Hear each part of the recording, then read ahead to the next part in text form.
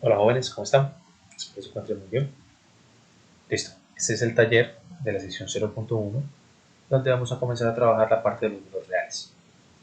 Listo, bien, vamos a trabajar un par de ejercicios, algo parecido a los que ustedes deben elaborar en el taller. ¿Listo? Comencemos con el primero. El primero de ellos les pido a ustedes clasificar los siguientes números en ya sean naturales, enteros, racionales, irracionales o reales. Listo, para eso voy a realizar una retroalimentación de cómo era que se hacía este tipo de ejercicios. Bien, comencemos con lo siguiente. Vamos a recordar, vamos a hacer un pequeño repaso, un pequeño camino de cómo fue que aprendimos nosotros a medida que íbamos avanzando en la escuela los números reales. Comenzamos con un pequeño conjunto que nos sirvió para contar. ¿Sí? A ese conjunto nosotros lo llamamos los naturales. Bien, naturales eran los que partían desde el 1, el 2, el 3 y así en adelante. Esos nos servían para contar. ¿Listo? Una vez seguimos avanzando, aparecían operaciones que no se podían hacer. Por ejemplo, dentro de este conjunto, ¿sí? De este conjunto no se podían realizar algunas operaciones. Por ejemplo, si yo quería realizar una operación aquí, si quería, por ejemplo, coger el 4 y restarle otro número que estaba allí en ese conjunto, por ejemplo, el 2, bien, en este caso se podía hacer y nos daba 2 positivo. Pero si lo quería hacer, de pronto hacer al revés, quería poner el 2 y restarle el 4, dentro de este conjunto, eso no se podía hacer. Esto decíamos que no se podía, o no tenía solución. ¿Listo? Eso fue una vez solamente estamos trabajando dentro de los naturales. Algunas divisiones tampoco se pueden realizar si no eran exactas y por eso nos sobraba algún residuo en las divisiones. ¿Sí? Como por ejemplo, si queríamos por ejemplo dividir 10, dividirlo entre 3, pues eso nos daba como resultado 3 y nos daba como residuo 1. ¿Listo? No eran unas divisiones exactas. Eso fue lo que aprendimos un poco con los naturales.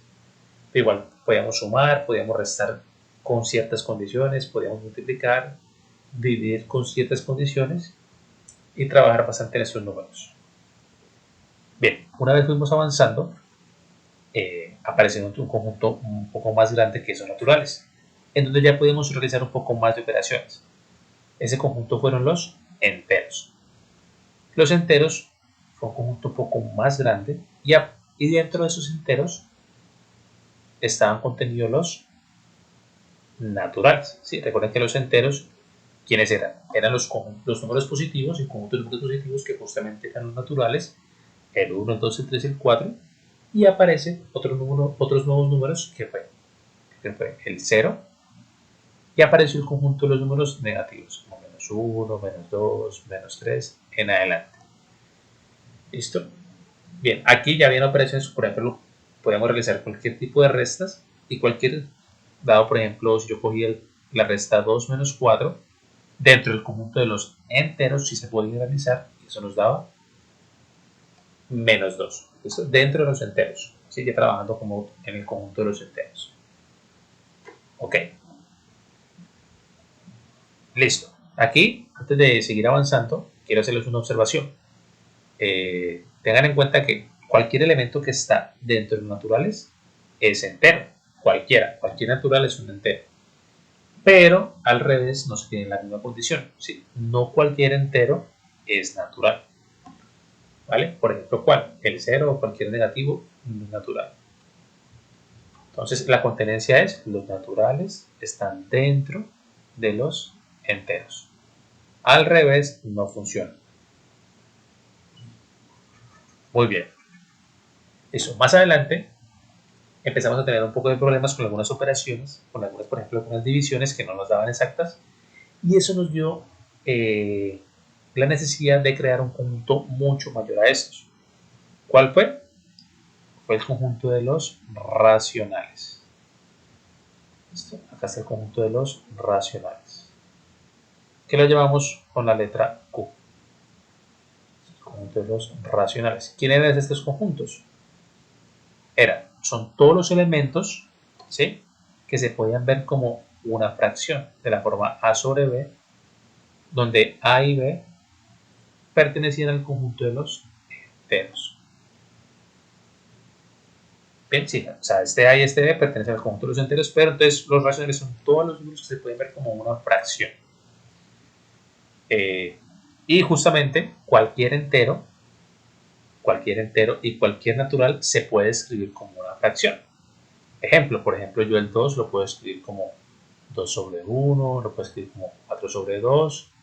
Entonces, cualquier entero en sí se puede escribir como una fracción, por eso los enteros y los naturales hacen parte del conjunto de los racionales. Entonces ya tenemos las siguientes contenencias. Por ejemplo, todo natural está contenido dentro de los enteros y también está contenido dentro de los racionales. Las contenencias al revés, recuerden que no funcionan. ¿Qué quiere decir? Por ejemplo, si quiero ir de acá para acá, hay racionales que no son enteros, hay racionales que no son naturales y también sabemos que hay enteros que no son naturales. ¿Listo? La contenencia es ascendente. Están naturales, enteros, racionales. ¿Listo? ¿Qué quiere decir con esto? Cualquier número que esté aquí pertenece aquí y pertenece acá. O cualquier número que esté en los enteros, que esté acá, también pertenece a los racionales. Pero puede ser que hayan racionales que no sean ni enteros ni naturales. ¿Listo? Como por ejemplo, ¿cuáles? Pues todas las fracciones que no sean exactas. Por ejemplo, 2 tercios, menos un quinto. Todas esas fracciones, si ustedes hacen la división, van a ver que no les va a dar un número entero. ¿Listo? Como en otras fracciones que sí, por ejemplo, si cojo el 16 cuartos, simplificando la fracción, esto nos da 4, que justamente es un natural también. Entonces hay que tener mucho cuidado con eso. No toda fracción es un entero y no toda fracción es un natural. Al revés, sí, todo natural es una fracción, todo entero es una fracción. ¿Listo? Muy bien. Vamos a continuar. Bien, si ustedes, aquí también entra otro conjunto dentro de los racionales. Son unos números que también se pueden escribir como fracción, pero a veces uno los olvida. Por ejemplo, ¿qué números también se pueden escribir como una fracción? Están los números decimales. Los decimales también entran dentro de estos números racionales, pero con una condición. Están los decimales que son finitos.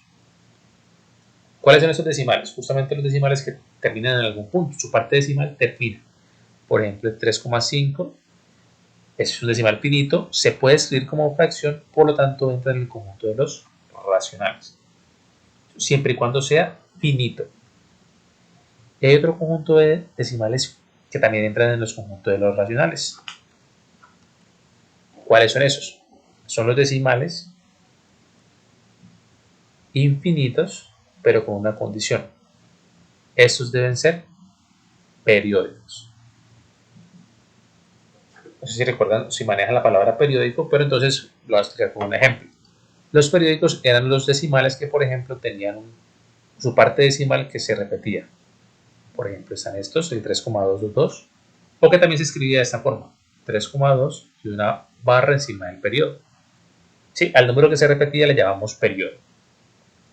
Este otro ejemplo, por ejemplo, el 0,53, 53, 53. Siempre que tengan un patrón que se repita, son los números decimales periódicos. Estos números decimales, justamente, ¿sí? Estos que están acá, se pueden escribir como una fracción. Hay un método para pasar esos decimales infinitos periódicos a fracción. Y como se pueden ver como una fracción, entran dentro del conjunto de los racionales. ¿Vale? Entonces, bien, hasta ahí pensamos que estábamos completos con todos los números. Entonces, ¿qué teníamos? Teníamos los números de contar, que eran naturales, aparecieron los enteros, aparecieron las fracciones, los decimales finitos e infinitos periódicos. Ok.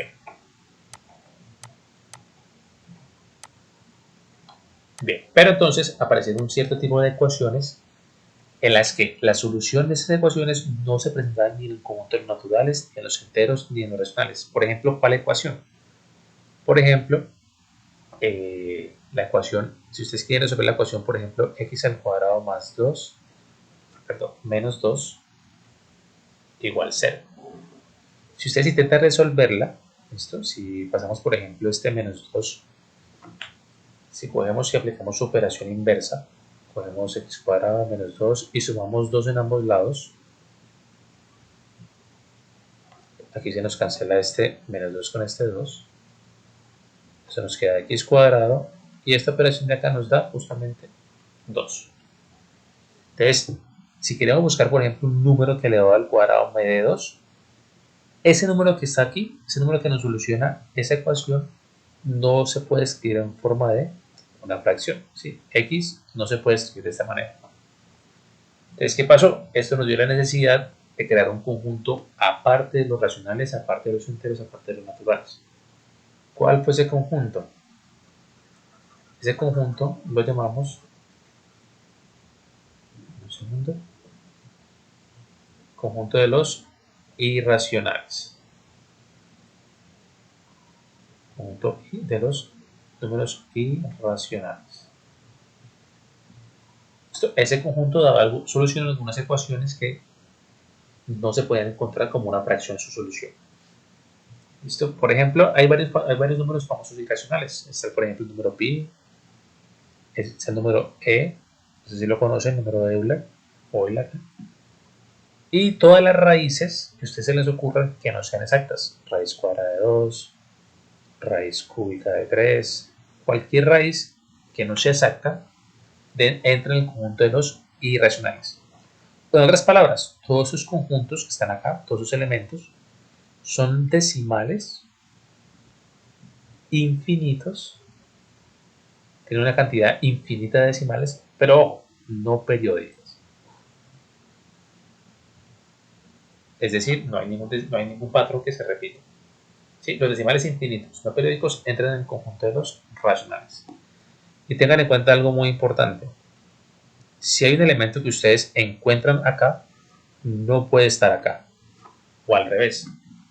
Si hay un elemento que ustedes encuentran en alguno de esos conjuntos, no puede estar acá. Estos son totalmente disjuntos. Y entonces, la unión de estos conjuntos, al unir este conjunto con el conjunto de los racionales, junto con el conjunto de los irracionales, fue lo que nos dio origen a lo que llamamos ahora nosotros los números reales. ¿Listo? Bien, espero esto es un pequeño repaso de lo que ustedes trabajaron en la escuela. Entonces, la idea es resolver este tipo de ejercicios. Si, por ejemplo, dice, clasifique los siguientes números en naturales, enteros. Entonces voy a elegir un par de cada uno. No voy a escoger todos. Para que ustedes vean cómo deben resolver sus ejercicios que tienen en el taller. ¿Vale? Entonces, por ejemplo, si tomamos el elemento A, el elemento menos 7 tercios, vemos que es una fracción entre dos enteros, que si la queremos simplificar, no es posible. Hasta ahí se puede simplificar más. Entonces solamente entra en el conjunto de los racionales y obviamente es un número que también es real. Lo pueden escribir así o lo pueden escribir de esta forma. Voy a escribir que pertenece. Si no saben qué significa este símbolo, significa pertenece. Pertenece a los racionales y también a los reales. No es ni natural ni es entero. ¿Listo? Es una fracción.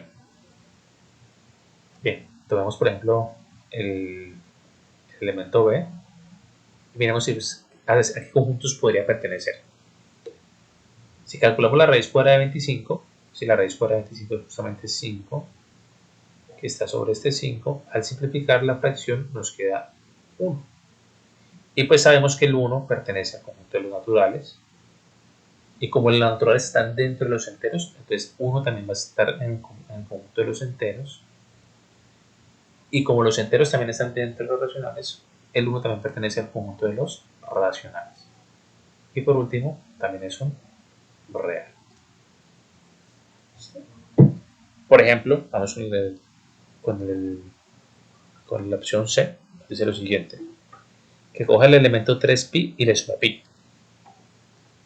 Recuerden que pi es un decimal infinito, creo que es más o menos así 3.14 y mucho más. Si tiene infinitos decimales que no tienen ningún patrón, es no periódico, por eso entra en el conjunto de los irracionales. Si yo este número elemento pi lo multiplico por 3, ¿sí? Entonces multiplicaría todos esos números decimales infinitos, también lo multiplico por 3. Eso va a seguir teniendo una cantidad infinita de decimales, ¿sí? Eso no va a cambiar. Y si además a este 3pi yo le sumo otro decimal infinito periódico, perdón, ¿sí? Lo que me va a dar acá va a ser un decimal infinito no periódico también. Entonces, ¿qué quiere decir? Que al hacer toda esta operación puede seguir teniendo un número irracional. O sea que este elemento, este conjunto 3pi más pi, pertenece al conjunto de los irracionales, al igual que en los reales. ¿Listo? Bien, esa es la idea del ejercicio para que lo puedan terminar. La idea es que resuelvan la operación, si se puede resolver, y después simplifiquen y ya ahí después clasifiquen los números a qué conjunto pertenecen. Si pertenece a más de uno, coloquen. Si solo pertenece a uno o dos, también lo coloquen. Bien, miremos el segundo tipo de ejercicios que les van a aparecer en el taller. Y tiene que ver con las propiedades de los números reales. No sé si las recuerdan. Dice lo siguiente. Dice, ¿cuáles de las siguientes propiedades de los números reales justifica las siguientes ecuaciones? Entonces se pueden ver que aquí hay un pequeño cambio. ¿Listo? Y para eso entonces les voy a dar un pequeño repaso de lo que fueron las propiedades de los números reales, de lo que son las propiedades de los números reales. Hay muchas más, pero aquí les voy a dar las principales.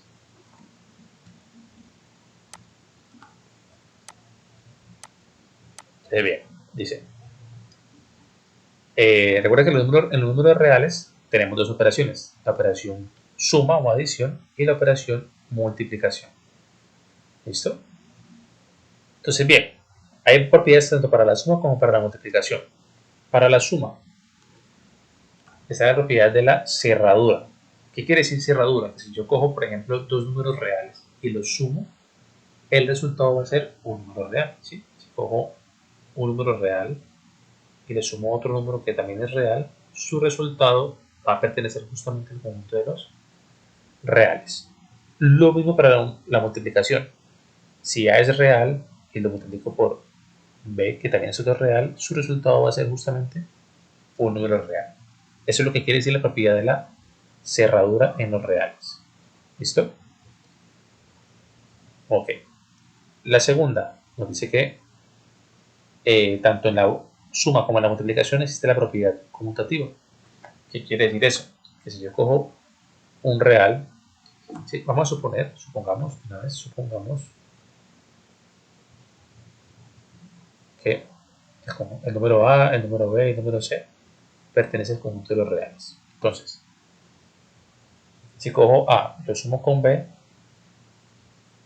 va a pertenecer a los reales. Al igual que si cojo A y lo multiplico por B, también va a pertenecer a los reales. Esa es la primera, la cerradura. ¿Listo? La segunda, ¿qué quiere decir la propiedad conmutativa? Que si cojo A y lo sumo con B, va a ser lo mismo que si hago la operación al contrario. Si cojo B y lo sumo con A, debe ser lo mismo. También se cumple para la multiplicación. Si cojo el número A y lo multiplico por el real B, debe ser lo mismo que si multiplico B por el número real A. Tiene que dar el mismo resultado. Entonces, hagan el ejemplo, hagan el ensayo, cojan dos números reales, súmenlos, hagan la operación al revés y tiene que dar lo mismo. La tercera, dice propiedad asociativa. ¿Qué quiere decir eso? Yo tengo tres números que estoy sumando, por ejemplo, y si yo, por ejemplo, quiero comenzar resolviendo esta suma de acá, no debe importar que si yo cambio esa asociación, si por ejemplo no empiezo con B y C, sino que empiezo con A con B, no importa cómo yo asocie, el resultado debe ser el mismo. Esa es la propiedad asociativa. Lo mismo se cumple para la multiplicación.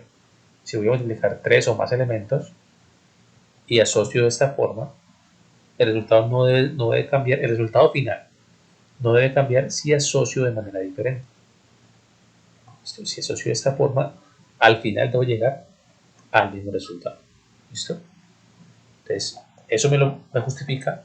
Esto lo puedo aplicar por la propiedad asociativa de los números reales. Vamos con la propiedad 4, que habla de la identidad. ¿Sí? En los reales existe un elemento que se llama el elemento de identidad o el elemento neutro. Hay uno para la suma, hay uno para la multiplicación. ¿Listo? ¿Qué quiere decir? Por ejemplo, en la suma, este elemento, cuando yo lo opere con él, si yo cojo cualquier número real y lo opero con el neutro, no me lo debe modificar. ¿Quién es ese elemento en este caso? Es el 0. ¿Sí? El 0 es la identidad o el neutro de la suma en los reales.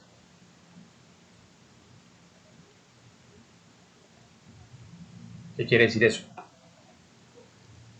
Que si cojo cualquier número real A y lo opero con el neutro 0, no me va a modificar ese número real. Para la multiplicación sería el 1. ¿Sí? El 1 es la identidad, ¿sí? Es la identidad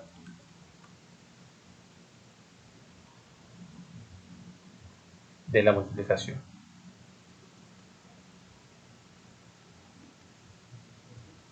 Si cojo cualquier real y lo multiplico con el 1, no me va a afectar ese número real. ¿Listo?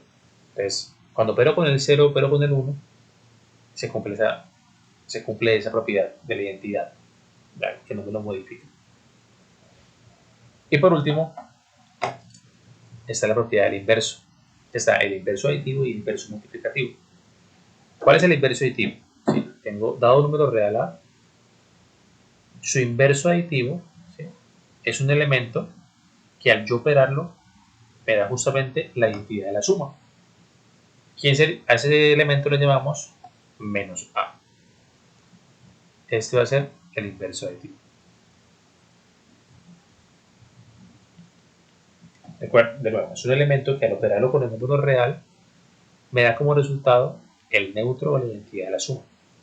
En la multiplicación sería, dado un número real A, si lo voy a operar con un elemento, la idea es que cuando lo opere me dé el neutro de la multiplicación. ¿Qué cuál es? El 1. Entonces, a ese elemento neutro, perdón, a ese elemento inverso, se le llama el recíproco, o se escribe 1 sobre A. También tiene otra notación, se puede poner por aquí, también se nota como A a la menos 1. Esto es lo mismo.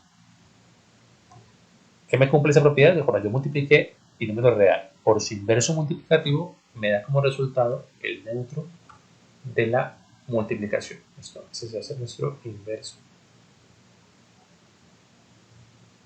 multiplicativo.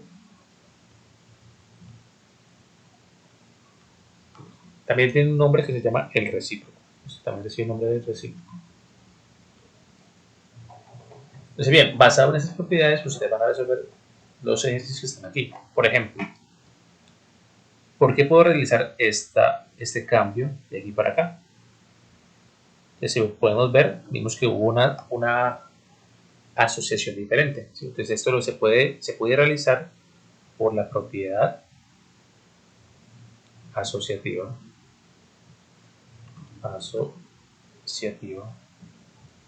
en los números reales. ¿Listo? Por ejemplo, la pregunta C dice que de b cuadrado más 2 menos 2 menos a cuadrado llegamos a b cuadrado menos a cuadrado. Pues, ¿por qué pasó? Porque justamente operamos este número real 2 con su inverso, que era menos 2, y eso nos dio justamente 0, que es la identidad de la suma. ¿Listo? Déjenme lo escribir por acá. B cuadrado más 2 menos 2 más a cuadrado. Entonces, bien, al ser este que está aquí, el inverso aditivo de este, eso nos da por propiedad del inverso aditivo, eso nos da b cuadrado más 0 más a cuadrado. ¿Listo? Justamente en esta parte de acá. Podemos decir que somos la propiedad del inverso de pi.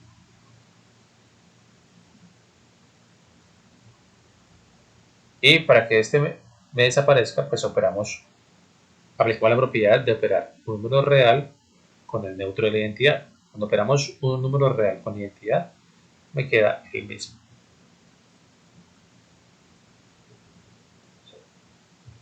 Entonces podemos decir que es por la propiedad de la identidad o del neutro. O neutro. De la suma. Entonces, lo que deben resolver en este ejercicio es escribir qué propiedades justifican estas operaciones. Asociativa, conmutativa, la cerradura, la identidad o la propiedad del inverso. Esas 5 propiedades son elementales que las tengan en cuenta. Bien, vamos con el siguiente tipo de ejercicios que van a trabajar. Y es donde vamos a trabajar. Bien, vamos a explicar los dos de una vez, tanto el tercero como el cuarto. Aquí van a trabajar lo que es una función muy importante en la matemática, que es la función valor absoluto. La defino por acá. Recuerden que el valor absoluto de un número se define de esta forma. Se define como el mismo número siempre y cuando ese número sea mayor o igual que 0, o el valor absoluto de este número es menos el número que está allí, siempre y cuando ese número sea menor que 0. Un par de ejemplos. El valor absoluto de 15, al ser 15 el número positivo, es el mismo 15. O por ejemplo, el valor absoluto de menos 15, dado que es negativo, aplicamos esta definición que dice que va a ser menos el número que estaba dentro de las barras. ¿Sí? O sea, menos 15. Por la ley de los signos, ¿sí? Menos por menos se nos da que queda positivo 15. El valor absoluto de menos 15 es 15. Igual, siempre el valor absoluto va a ser un número que es positivo. ¿Listo? Entonces, por ejemplo, en el punto A, lo que deben hacer es primero resolver la resta. Tenemos 15 menos 32. Eso nos da como resultado menos 17. Y por la definición de valor absoluto, esto es menos 17. Quedaría 17 positivo. Esto, por ejemplo, hagamos el segundo ejercicio.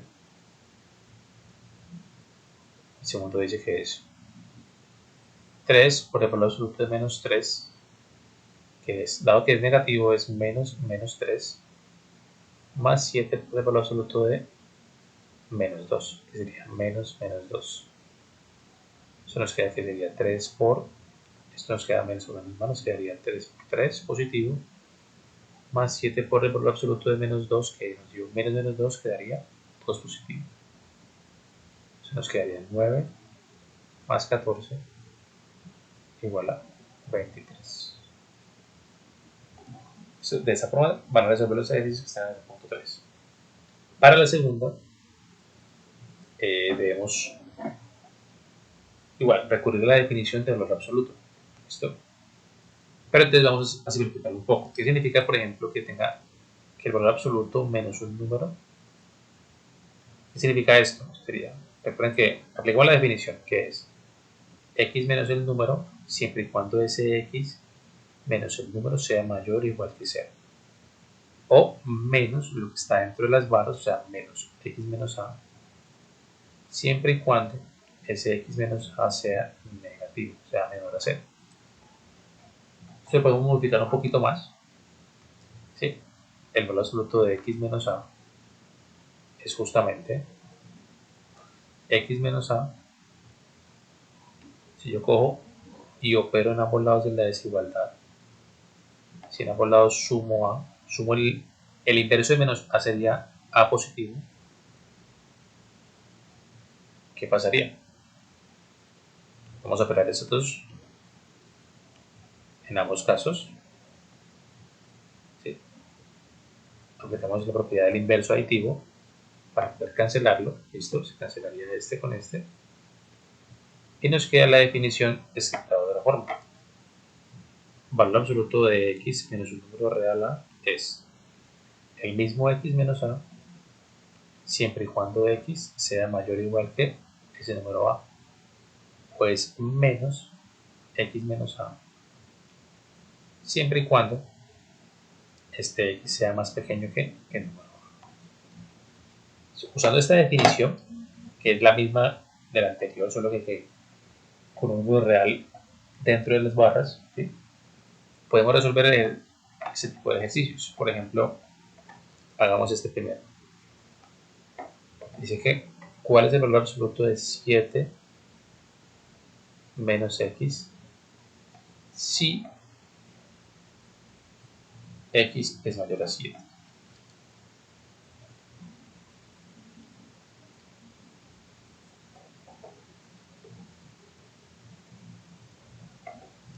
Entonces, tomando en cuenta esto, sería, estamos en la parte de acá.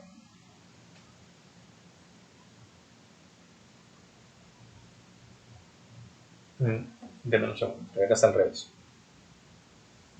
Bien, ¿qué pasaría si hagamos la definición, usamos la definición escrita al revés, antes de resolver el ejercicio? Por ejemplo, coloquemos mejor a menos x. Entonces, ¿esto qué va a ser?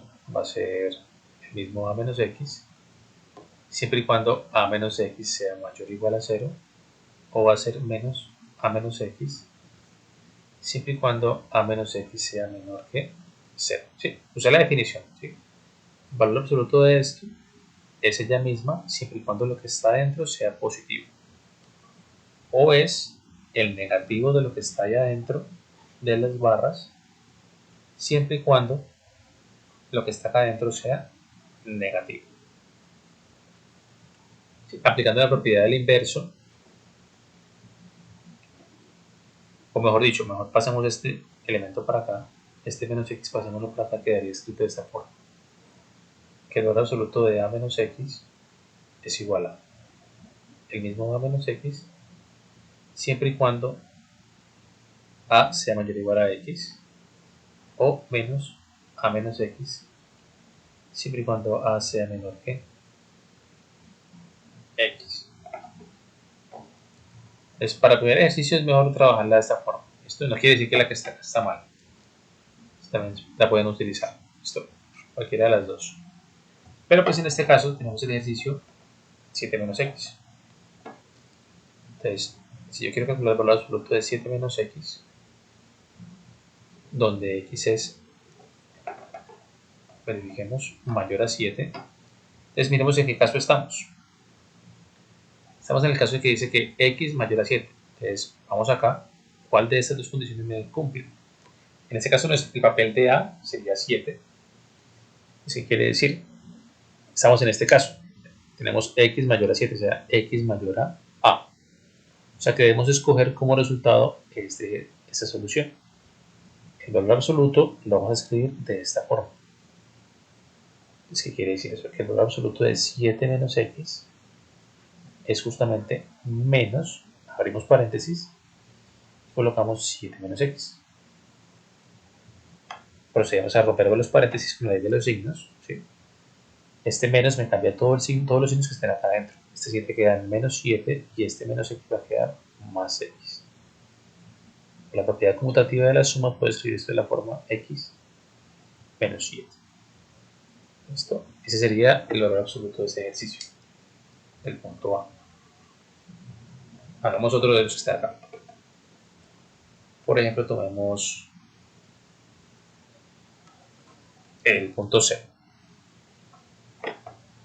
Vamos a mirar cuál es el valor absoluto de 7x menos 21. Usemos la definición. ¿Esto qué va a ser? Va a ser el mismo 7x menos 21 si 7x menos 21 es mayor o igual a 0. Estamos dando la definición formal. o va a ser menos 7x menos 21, siempre y cuando ese 7x menos 21 que está dentro de las barras sea 0. Recuerden, el valor absoluto es el mismo si lo que está dentro es positivo o es negativo, ¿sí? Si lo que está dentro de las barras, esto de acá, es menor a 0, ¿vale? Esa es la simple definición de valor absoluto.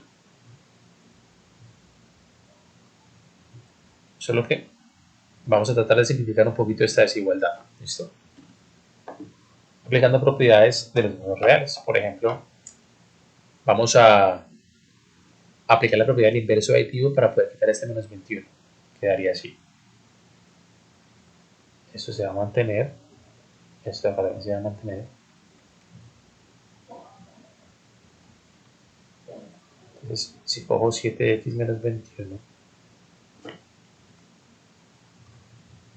y abajo también,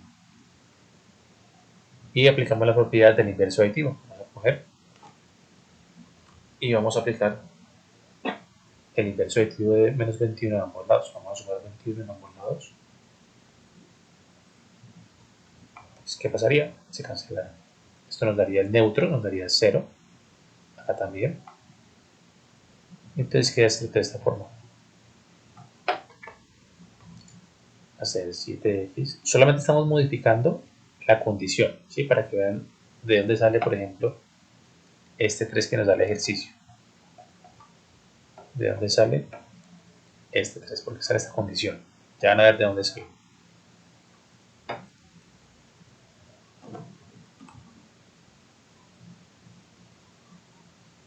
Entonces, al operar nos quedó 7x mayor o igual que, esto nos da 21. Acá también 7x mayor o igual que 21.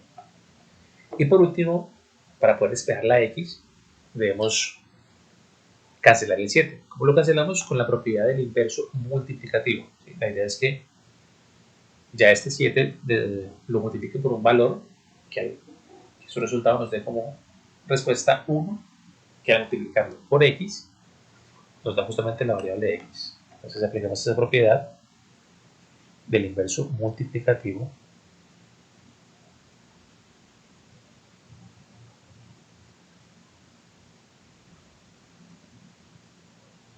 vamos a multiplicar en ambos lados por el inverso multiplicativo de 7. ¿Cuál sería ese? Sería por un séptimo en ambos lados de la desigualdad.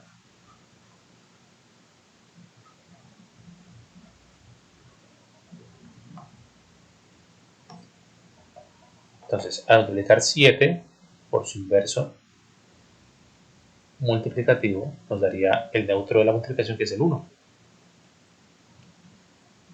Entonces nos quedaría 1, o sea, este por este que está acá nos daría 1, y 1 por x, pues nos da justamente el mismo valor x, por propiedad del neutro de la multiplicación.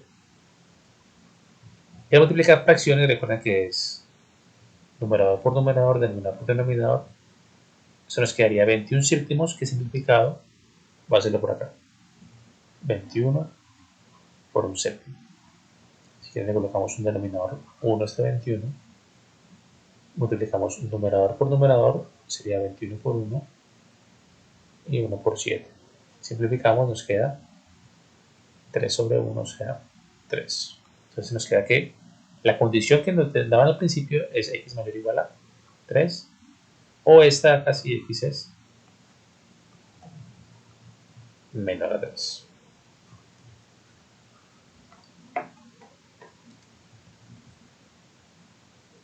Corrijo aquí, que era menor. La definición es mayor o igual a acá o menor. Listo. Entonces el valor absoluto de 7x menos 21 ya queda escrito con todo ese procedimiento que hicimos de esta forma. ¿Cuál es? Es el mismo si x es mayor a 3 o negativo si x es menor a 3. Es que nos decía el problema. El problema nos decía que cuál es el valor absoluto si x era menor o igual a 3. O sea que estamos en la parte de aquí. Eso quiere decir que el valor absoluto de 7x menos 21 para x menor o igual a 3 es menos 7x menos 21. O sea, quedaría menos 7x más 21. Escrito de forma, por la propiedad conmutativa, quedaría 21 menos 7x. Siempre y cuando x sea menor o igual a 3. ¿Listo? Y bien, para el último punto de los ejercicios nos piden calcular distancia. La distancia entre los números dados. Algo parecido a esto. Bien, la distancia es justamente calcular el valor absoluto de la diferencia entre ellos dos. ¿Sí? Dado un número A y un número B reales, la distancia es calcular cuánto es el valor absoluto de la diferencia entre ellos dos. Esta es la distancia entre ellos dos. Trabajando en los números reales. ¿Listo? Entonces, por ejemplo, hagamos el punto A. Entonces, hagamos cuánto es menos 13. Le restamos el menos 7. Recuerden que es este valor jugaría el papel de A. Restamos, siempre es restar, por definición, el valor de B. Menos 13 menos el menos 7. Por propiedades, esto quedaría menos 13 más 7.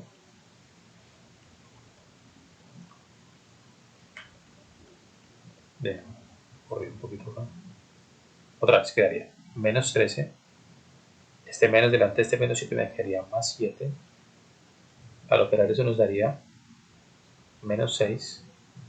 Y este valor absoluto, al ser negativo, es menos 6. O sea, 6 positivo. Por ejemplo, hagamos el D, ya para finalizar, quedaría menos 7 tercios, le restamos un medio.